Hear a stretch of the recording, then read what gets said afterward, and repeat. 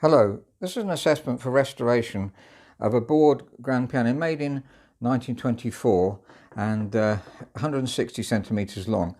Now, just looking at the music stand here, it's quite plain for a board. The rest of the piano, as we'll see in a minute, is very decorative, so I'm not sure if that's an original music desk. If you're watching this and you're in the trade, perhaps you can help.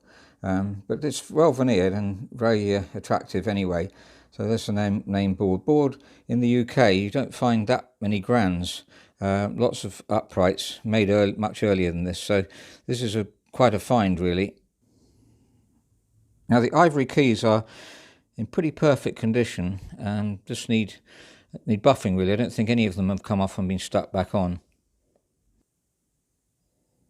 Now, the casework has this very attractive fan type of veneer. Just to have a quick look at that. Obviously it needs repolishing, and it's going to be quite spectacular when it's repolished. Once we sand this down and apply polish, it'll be a different colour, and we'll see some of the original colour in a second. And by the way, this is a fold up middle section. You get this on some grand pianos. You can see the beautiful veneer under there too, and the way they've done that in a kind of fan shape as well. And the more you look at the piano, the more tasteful it is, really. A lot of French pianos are quite attractive, and we'll see in a minute that this piano is also a high quality piano. So looking round, there's a lot of thought gone into the veneering of this piano, and on the sides too. If we go down here, beautiful fan on this right hand side and on the other side too. Quite faded polish, and as we see on this bit here, you can see there's a darker colour, and if we lift the lid we'll see underneath. Before we do that, looking around the left hand side of the piano, the long side, also we've got this fan veneer right the way around. If you've seen this before and have repolished one of these, really be wonderful to hear from you as to any comments you've had. Well, there's the underside of the lid. If we repolish it, we probably would try and bring out more contrasting grain here, although in the video it looks quite contrasting. There's a potential for it to be even more so. Sorry, that wasn't quite in focus, but very tasteful veneer indeed. This is a redder colour as well. I'm not so sure that we go for exactly that colour, but normally we just do a natural polish according to the colour of the piano, so I think it might be a little bit lighter in colour. A major issue with this piano is loose tuning pins, and indeed they are loose. So let's have a listen to the tone as well. Underneath that looseness there's a very rich sound, and on the break point here, very even sound, incredibly out of tune, and it's about well, at least 10 beats flat. But right through you can hear a nice full tone, right through to the very top. The hammers have been replaced, as we'll see in a minute, and a very, very good job's been done on them as well. Now I have tried resetting the pins, that's holding this and then tapping the top, just to tap the pin in a bit, roughen the wood up and see if it's tight. And they do tighten up. Just trying to find out whether we need to replace the Wrestplank or not. Putting bigger pins in will certainly make them tight. But there's a question about the Wrestplank, which we'll see in a minute anyway. So the Wrestplank has got cracks on the top. Now they might just be superficial cracks, so again it may not be necessary to replace the Wrestplank. Now the soundboard has a crack going across it here. That shows it's dried out, so I'll been drying out on this piano. As we mentioned many times before, it's a cosmetic thing to have this crack on here, because the sound travels and the other gets carried across the soundboard by the ribs. So looking underneath the soundboard, you can see the cracks here, but you see the ribs going the other direction. That's where the sound is transporting the sound across the piano. This could cause buzzing, the crack. Obviously, if we're going to restring the piano, we'll also restore the soundboard at the same time. Someone's put a Hydroceel unit in here. And if you're listening to this and are a fan of Hydroceel, the problem is that people tend to forget them. That needs putting in the bath every, say, month or so to fill it up. So they can be effective, but they do tend to get forgotten. That's the problem. Now while we're under here, the pedal mechanism is working well. There's no noise at all on it. You can see there's a bit of wear here. There's a bit of dip there, so Obviously we're going to recondition the pedal as well when we restore the piano. There's not much evidence of wear on this right hand pedal, in fact much less than I expected considering the hammers have been replaced on the piano. I'd expect to see more wear on the pedals, so I don't know if these were replaced as well. There's not really much leg room here, so as the pedals are very low, we've mentioned on other videos, they're as low as Bechstein pedals, which are usually some of my favoured pianos really low. You could put 1-inch caster cups under there. Those are screws from the Action, by the way. So you could do that, and it wouldn't be too high. 1 inch higher, they'll still be quite playable. So if you have got a problem, the piano's a bit, the legroom's not enough, then certainly that could be increased. Now, board have put on these extra copper wound with the 3 strings.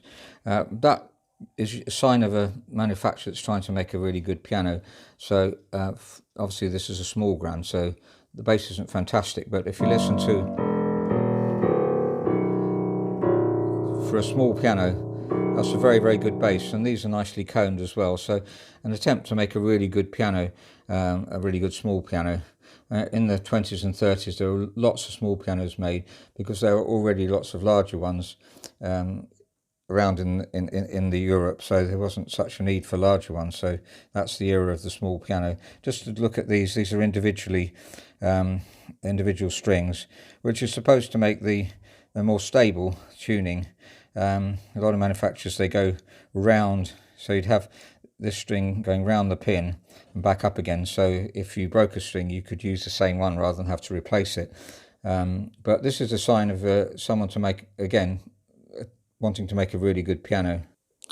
Now I'm just going to take the Action out of this piano, and before you do, you have to check that all the hammers are down. That one is, as you can see, if that's left like that, when you pull the Action out, the hammer will break off. And I'm mentioning this because, as you'll see in a minute, I've made that mistake myself. So we can just push that down with in this case with that screw, and it'll needs to be down, and then we can pull the Action out without a problem. Now, the first time I took this Action out, I was very conscious of that, but the Action is very, very tight, and the first thing I do is to make it easier to get in and out, much nicer to work on then, and maybe weaken the springs. I think certainly lubricate the bed of, we use furniture polish lubricant, seems to be the best one for that. And if you're in the trade and have got a better idea, please let us know. But I put the Action back in, pulled it out again, and let's see what happened. So as the Action was so hard to get out, I was concentrating on that and did the cardinal sin, as it were, and broke the hammers off. This is this one here, and that's broken off in such a way that we'll have to chamfer this in order to get it to fit properly. It won't. We can't just stick it back on because it's too clean. We'll have to make an angle, as it were, and put that back on. It's something we obviously can do. And would you believe it, I actually broke the top one off as well. That's broken off in a different way, and it's going to be easier to repair. So there's the top hammer.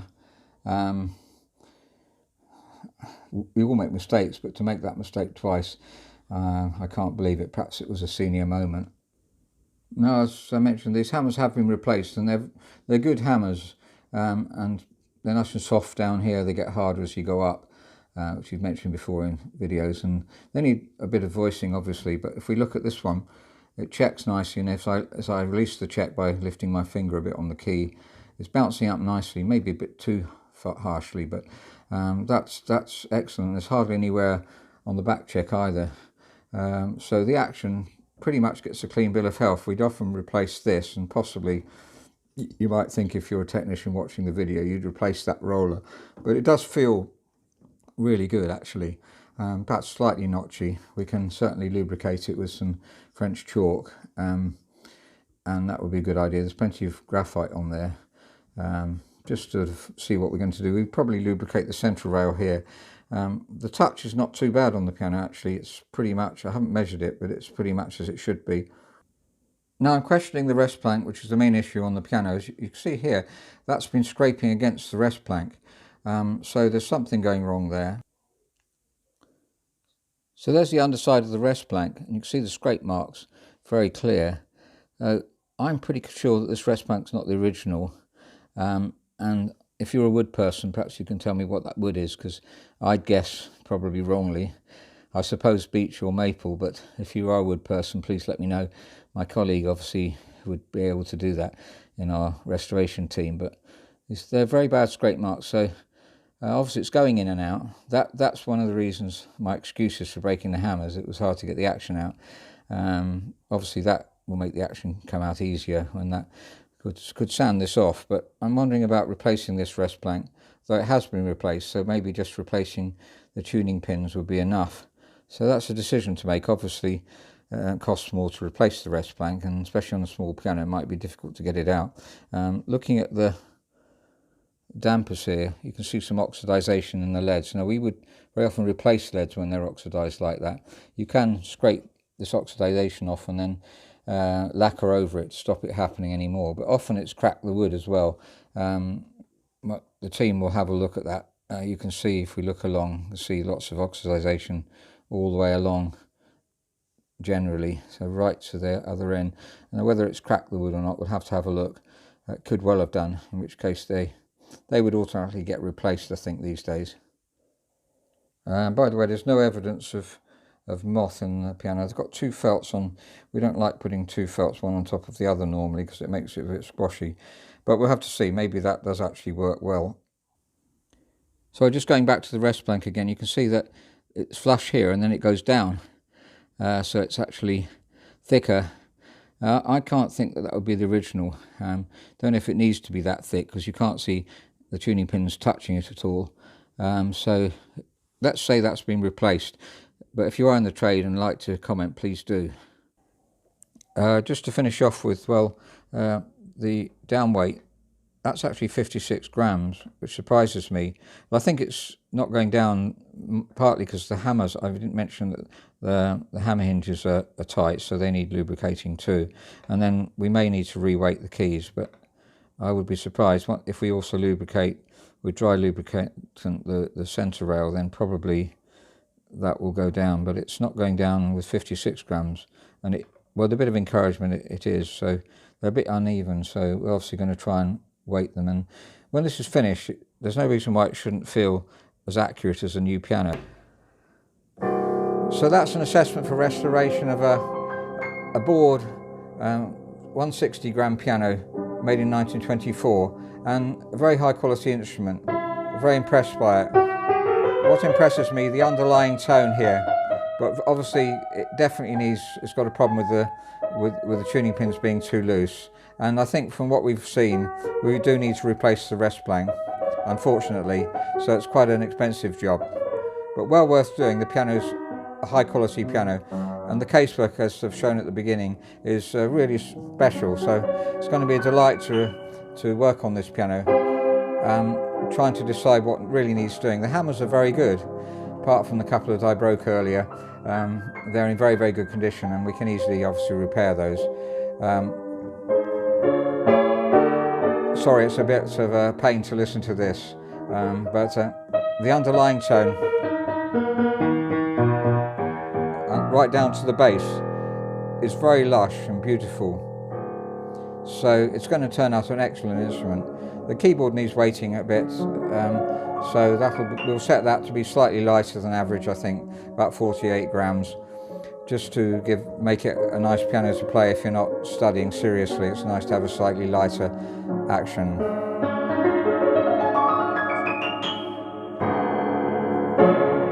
Thank you very much for listening.